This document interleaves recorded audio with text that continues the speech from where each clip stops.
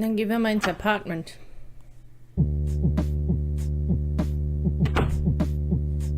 Was ist das? Apparently, this envelope had no trouble entering the building. Go figure. Looks like it's from Bellevue.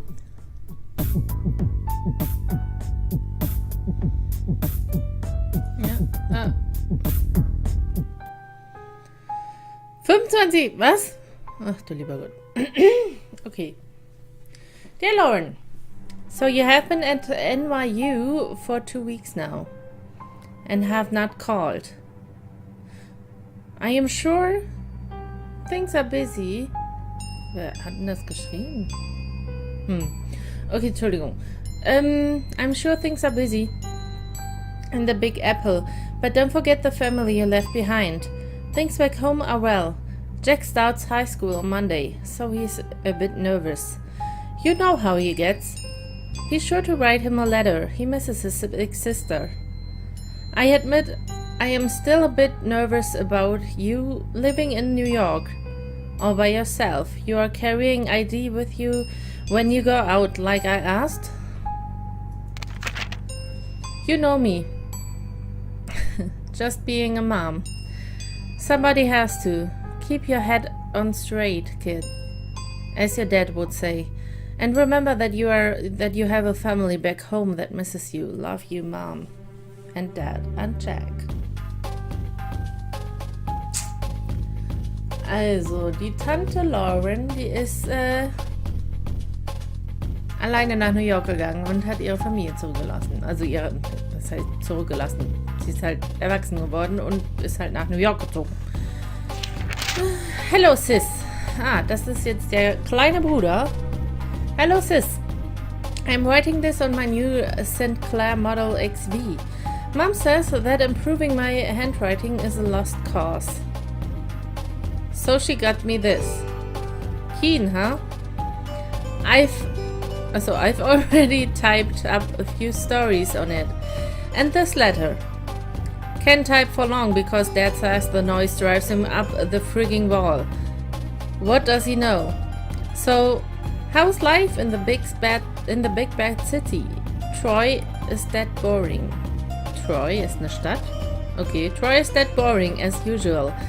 Why'd you have to go to college, huh? There's nobody to talk to in this dump anymore. See you at Thanksgiving, Jacko. Also der kleine Bruder von Miss Lauren. Dear Lauren, 5. Dezember. Well, Thanksgiving time has come and gone, and so have you. In just 2 short months, I can already see you evolving into a capable young woman.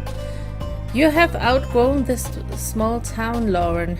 That much is obvious. Jack will be following in your footsteps soon, I am sure. Visiting you in New York is all he talks about. Speaking of Jack, I know you are worried about him. We all are. But don't feel that is your responsibility. You are his sister and you love him. But he has got to learn to live without you eventually. You are growing up. Let him grow up too. Till Christmas. Love, Mom and Dad und Jack. Also der kleine Bruder vermisst uns und das macht Lauren auch Sorgen. Vermisst Lauren. Wir sind ja jemand anders eigentlich. Vermisst Lauren und das macht ihr auch Sorgen, aber ja. Was soll man machen? Lauren. Can you keep a secret? I don't want to say this over the phone in case Mom or Dad overhear. Mom's been acting odd lately. It started a few days after you went back to New York. Achso, das ist jetzt ein Jahr später schon. Okay. Started a few days after you went back to New York. She was dragging me shopping when she suddenly screamed and fainted. She was pointing at the corner of the room, but there was nothing there. We brought her to the hospital, and she says she's fine now. But she's been very on edge and paranoid. It's hard to explain. That's no help. Can you call and try to cheer her up? She won't listen to me. Just don't tell her about this letter. I just hope she's okay. Also die Mutter ist shoppen gewesen und hat dann irgendwie geschrien und ist in Ohnmacht gefallen. Einfach so. Hab wohl einen Geist gesehen. 13. November. Lauren, you seemed concerned after our last phone call. I just wanted to write and reassure you that everything is fine. Let us know when you are coming home again for Thanksgiving. With love, Mom and Dad and Jack. Also, Mutter sagt hier nochmal, ist alles in Ordnung. Brauchst dir keine Sorgen zu machen. 8. Dezember. Dear Sis, Mom's getting worse. You said it best during Thanksgiving. It's like somebody is watching over her shoulder. Paranoia. She sits by herself for hours pretending to read. When it's obvious she isn't. Lately she's been covering her ears as if to keep out a sound and closing her eyes tight. Dad's losing patience with her. Ich habe gerade ein Haareingabe bekommen.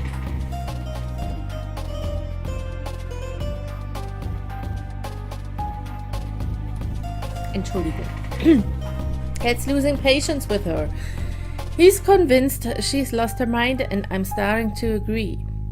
She refuses to get any kind of help. Why can't she see that there's a problem? This isn't normal. Also die Mutter, die kriegt langsam Paranoia und wird bekloppt anscheinend. So sieht es zumindest aus. Not normal at all. Why can't she see that? I hate to admit it, but I'm kind of scared. Scared for her. I don't know what to do. Und der kleine Bruder weiß nicht, was er tun soll. Lauren, it has a name. Okay. Der 23. Februar. Lauren, es hat einen Namen. Mom locked herself in the bathroom this morning.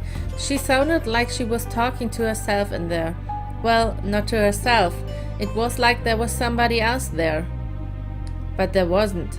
I listened. I couldn't understand it, but she did say the name Joey. Da haben wir den Joey wieder. I asked her later who Joey was, and she got really scared. Then she got angry and said, if you know what's good for you, never mention that name again. This could be the key. If we find out who Joey is, maybe we can save her. Jack.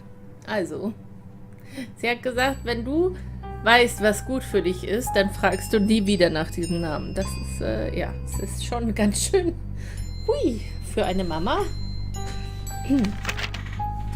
16. März. Dear Lauren, well, it's done. The final papers have been signed. It hurt a lot, but it had to be done. Mom has now been committed to a mental ward. Ah, okay, die Mutter wurde jetzt übergeben an den Psychologen sozusagen. I have to say I am relieved. I know how you feel about it, but you weren't there. You didn't come home to see her screaming and tearing her hair out, running around the house, knocking down everything in her way. Cuts were all over her face, and the house was practically destroyed.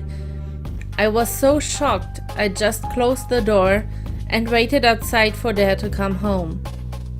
It was awful. She clawed at him, clawed at his face, and drew blood. It will haunt my dreams for the rest of my life.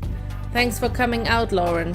I don't think Dad and I could have handled it on our own. She kind of drained us, you know? Can I come to New York and visit? I need to get away for a while. Okay, die Mutter ist schreiend im Haus rumgerannt und hat alles angegriffen, was ihr in den Weg kam. 17. Mai. Oh, 65.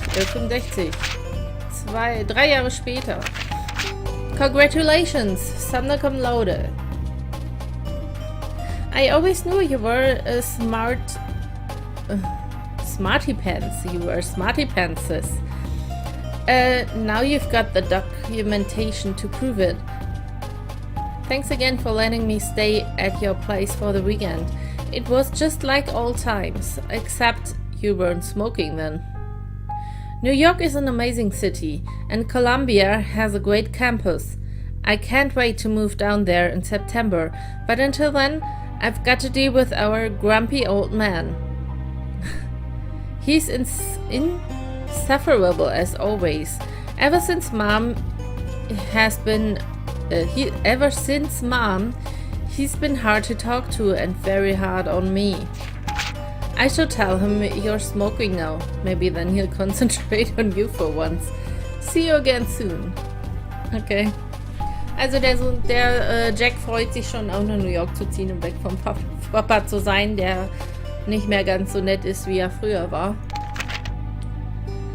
16. Oktober 67. It's happened, Lauren, just like you eventually said it would. I'm in love. Her name is Maria. She's from Italy and we met in a statistics class. She asked if she could copy my notes because her hand was tired. We ended up having lunch and we've been inseparable ever since. She's incredible. She's got the most amazing red hair and I want you to meet her. I'll come by soon. Jack. Ah, also Jack ist der Papa von uns, von Rosangela. Ich hätte es kapiert, es tut mir leid. 19. Dezember 1970. Lauren, are you alright?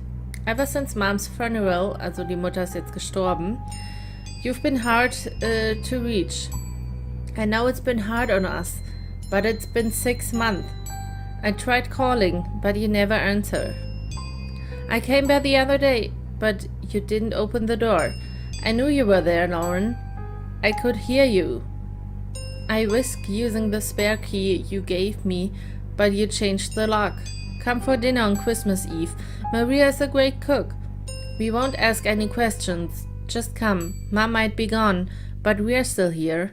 I miss my big sister. Also sie hat dann auch nicht mehr mit ihm. Also hat sich zurückgezogen, nachdem die Mutter gestorben ist. Wahrscheinlich, weil Joey dann bei ihr war. 28. Dezember. Lauren, who is Joey? Ah, okay. I went over last week to give you a Christmas gift. You didn't answer the door. But I heard you talking to somebody named Joey. Is it a boyfriend? Are you seeing a man named Joey? Is that why you've dropped off the map? Or is it something else? I don't think I need to tell you what. For God's sake, talk to me. Ja, bei ihr fängt jetzt auch an. Lauren, I know you're annoyed. Okay, das ist jetzt 2 Monate später. But I am not sorry. I didn't want to do it, but you left me no choice. Hiring a private detective to follow you was the only option left. Okay, ein Detektiv angeheuert für sie. He told me some odd things. You won't talk to me, but you'll talk to total strangers. You go to every far corner of the city at the strangest hours.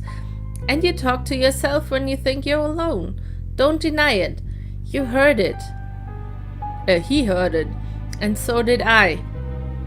Not that any of it made any sense. That alone is disturbing. Disturbing enough. But then he saw you collapse. Sie ist zusammengebrochen. You were all alone in some obscure park in the Bronx when you just fainted. He was about to call an ambulance, but then he saw you get up again and walk off like nothing happened. You were always there for me growing up. Don't shut me out, sis. Let me be there for you now. Jacko. Ah, Lauren schreibt jetzt auch mal. Jacko, please stay away. Don't worry about me. There are things that need to be done, and I am the only one who can do them. Don't ask me to explain. All I can say is that I understand our mother more than ever. She was never crazy, Jacko. Trust me on this and take some comfort in it. Ja, sie war nie verrückt, ja. Take some. Der soll sich dadurch ein bisschen beruhigt fühlen, ja, es hilft bestimmt. You've grown up and you've grown tough. Entschuldigung. You've grown tough. And you don't need anyone to fight your battles anymore. You don't need me. But I'll always be your big sister, Lauren. Okay, sie wollte nicht mehr mit ihm reden, so ungefähr. 15. April. I am returning your letter. because I refuse to accept it. No, you don't need to fight my battles. I'm not 14 years old anymore. But we are still family, and that's important, especially now that Dad has died. Ah, der Vater ist jetzt auch gestorben. Look, you obviously have something going on, and that's fine. I don't have to be involved. But you don't want me to. If you don't want me to. But I still want you involved in my life. Maria and I are getting married in November. You are coming. No stupid excuses. Ah, okay. Also eingeladen zur Hochzeit. November, 24. November. Greeting from Greece. If there were any words to describe the beauty of this place, it still wouldn't do it justice. A perfect spot for a honeymoon. Things have been busy, as you can imagine. But I wanted to quickly write to you, say that I'm glad you made the wedding. Also sie war da zur Hochzeit. Of course I'm still worried about you, but somebody has to be. You take care and stay in touch. Maria says hi, Jack. There are some pictures stuck to the back of this letter. Mann, hat die mich erschreckt. Okay, das... Oh Gott. Da sind Bilder. Toll. Himmelherrgott. 31. März. Dear Aunt Lauren. Yes, Aunt Lauren, you're an aunt. I'm a dad. Maria gave birth to a beautiful baby girl. We named her Rosangela, after Maria's grandmother. She's so quiet. She hardly cries at all.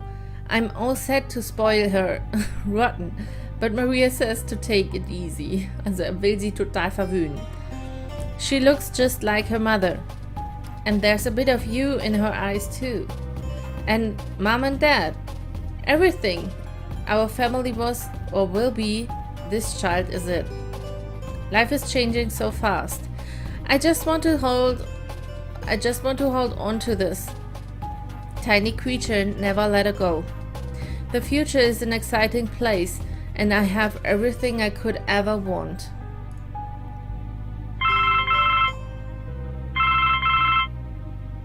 Ich war noch nicht fertig.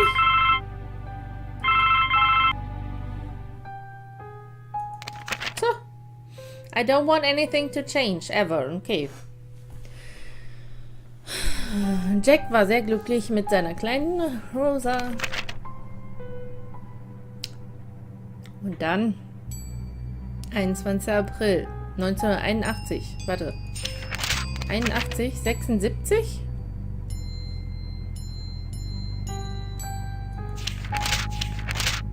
Da war sie dann schon 5, oder wie? It is indeed within your legal rights to take custody of your 5-year-old niece. With the death of her parents, you are the only living relative. Please contact our office and we will start the necessary paperwork. Okay. Also, dann war die tatsächlich nicht lange bei ihr. Ihre Eltern sind gestorben, dann war sie kurz bei ihrer Tante und dann war es vorbei, so ungefähr. Okay. Und die Fotos muss ich mir auch noch angucken. Mann. Oh, wie süß. That's definitely Auntie Lauren. She's looking at something off camera. I wonder what it was. I don't want to ruin the picture. Okay. I assume that's my mother. She sort of looks like me, I guess. Ja. Other than that, she's a total stranger. Is that my dad? He looks so young. I always pictured my dad as being older. Nicht bei der Hochzeit. Boah, dieses Telefon, ne?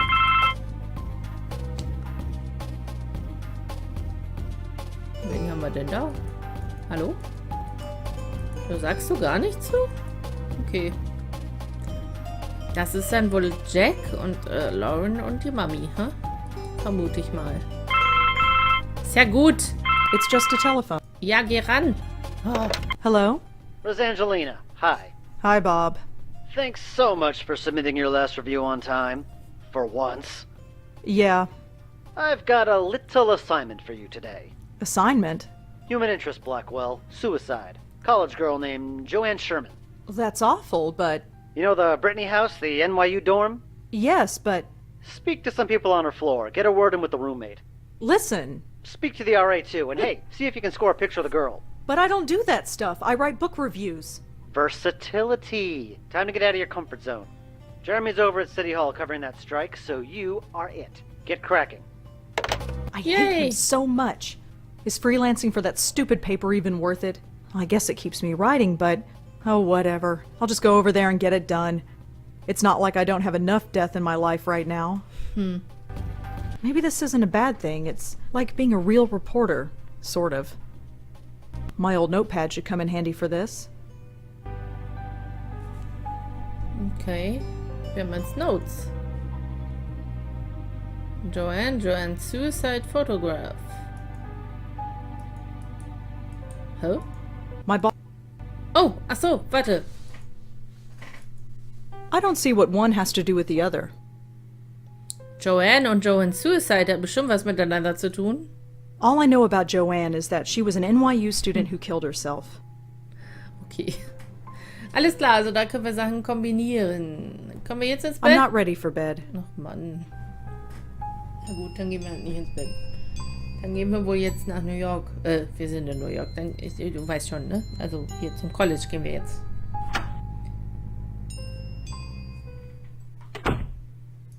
College, wir kommen!